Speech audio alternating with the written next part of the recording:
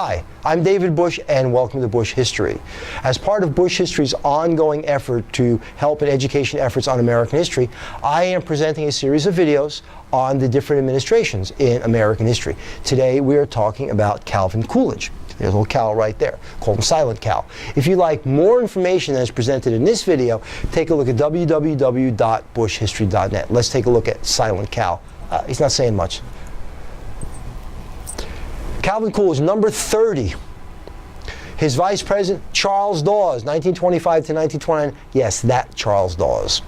Political parties, Republican term of office, 1923 to 1929. An odd number of years.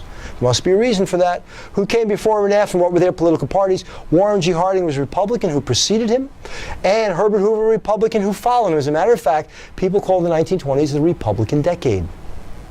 Any unusual circumstances surrounding his ascent to the presidency. He assumed the presidency upon the death of Warren G. Harding. Office. Any catchphrase. They called him Silent Cal.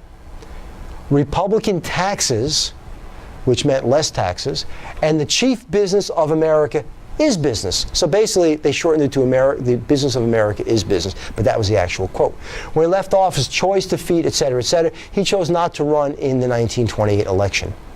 Domestic issues and events. He was the first president to broadcast a speech using radio. Radio had started during World War I. It was developed in the early 1920s. By the time we hit 1923, we have a president making a speech. We have, in 1924, it was called the World War Adjusted Compensation Act, which was the bonus bill. Notice it doesn't say World War I, because they didn't know World War II was coming.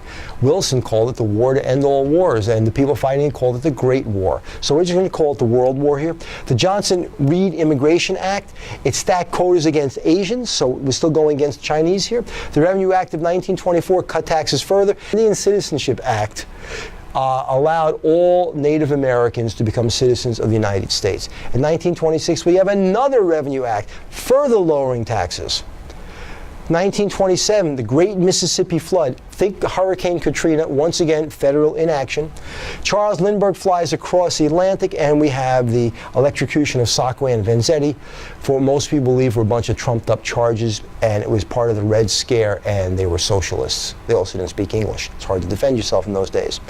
1928, a Revenue Act, another lowering tax. So we keep lowering taxes again and again and again. Now just think about that for a second. Whatever your opinion are on taxes, each time, whatever opinion is on taxes, each time taxes are lowered, it should mean people have more money to spend. If people are spending more and more money, that should cause inflation, and it should cause a lot of production to occur, which is all part of what was going on in the 1920s. So in 1928, taxes were lowered again as part of the Revenue Act, and he unsuccessfully fought for more anti-lynching legislation. Organized crime grew, prohibition was driving us crazy, and Al Capone is making a lot of money. Foreign policy. We joined the World Court. The World Court still exists today, and it's just what it sounds like. It's there to help settle legal disputes between nations.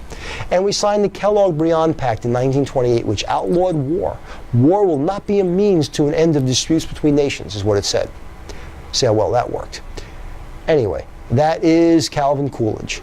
And I am David Busch, and this is Busch History. We'll see you again. Have a good day.